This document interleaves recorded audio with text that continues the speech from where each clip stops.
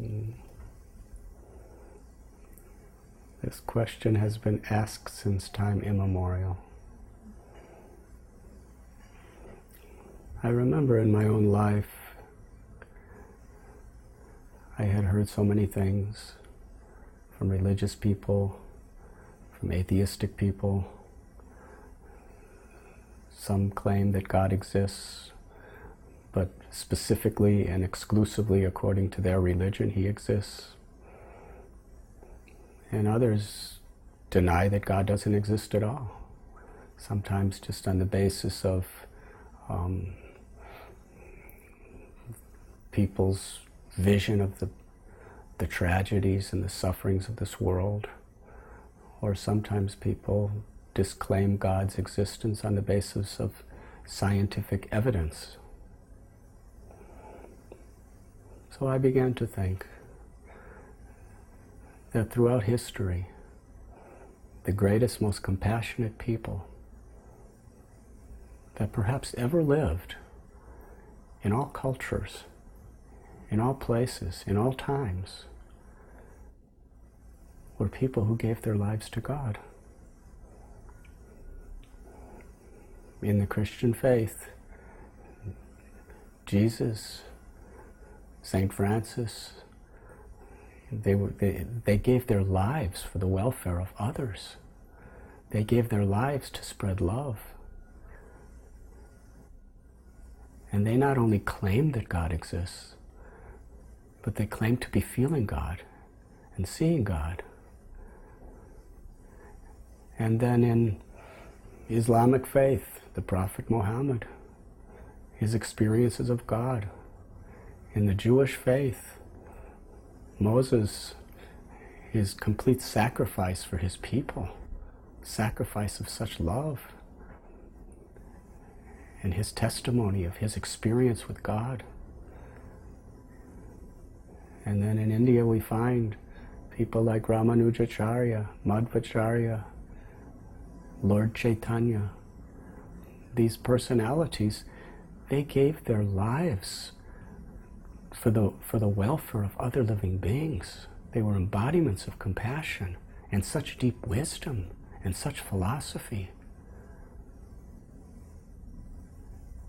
And even among people of today's world who are doing such wonderful, selfless service to others with such inner satisfaction,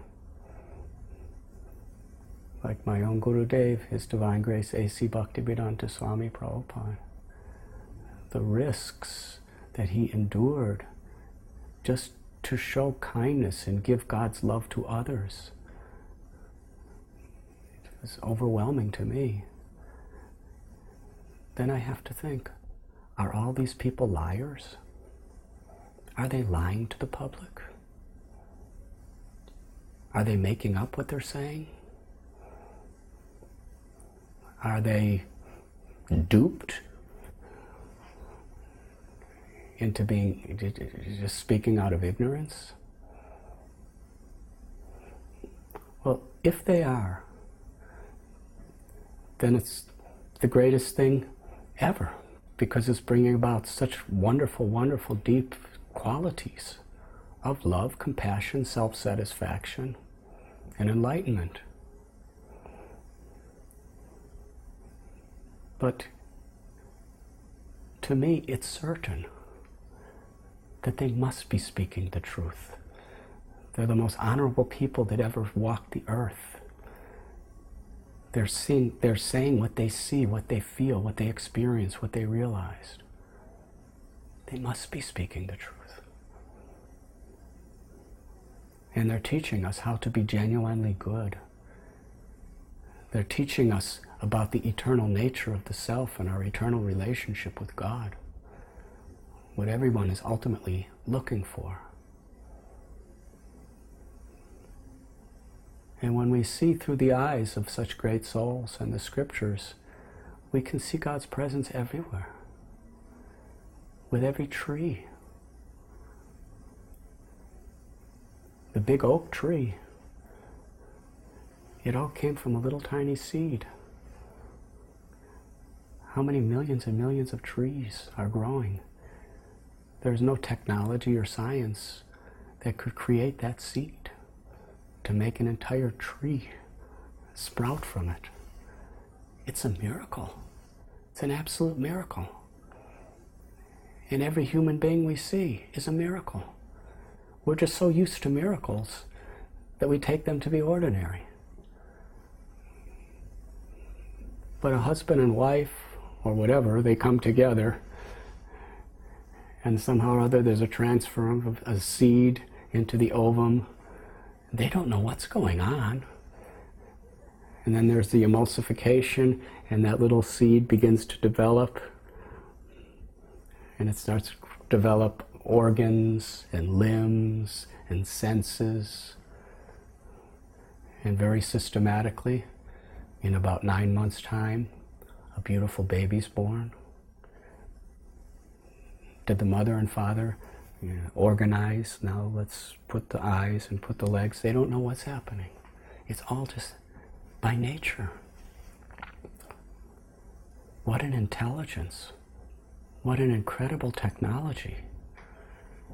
Every human being, every species of life, every plant that we see is an absolute miracle, beyond science, beyond technology, beyond anything.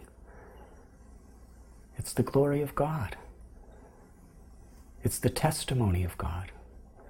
It's the miracle of God. And how blissful life is when we actually relish the miracle of God everywhere we look. Ultimately, does everything come from something, or does everything come from nothing? If there is no God, then everything comes from nothing.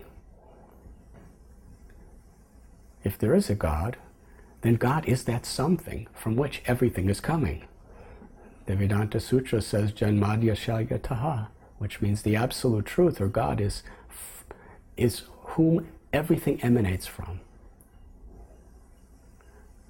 So just from the perspective of logic, is it more logical than everything is coming from nothing, or everything is coming from something?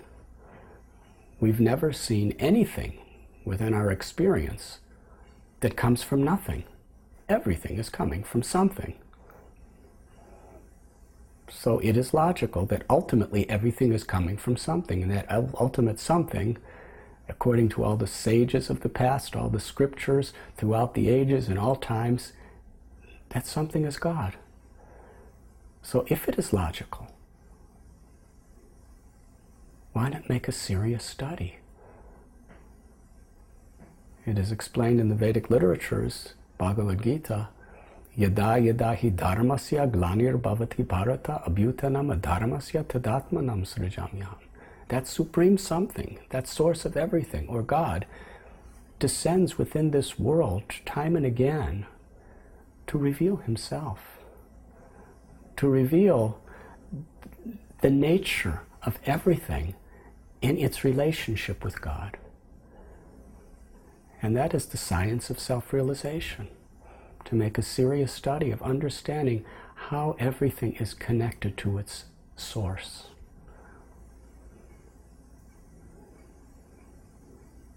And perhaps it is the most important of all studies, because in understanding God, we also understand our own existence beyond the temporary framework of this short life. And we can understand what is real love and what is real fulfillment in that relationship. Thank you.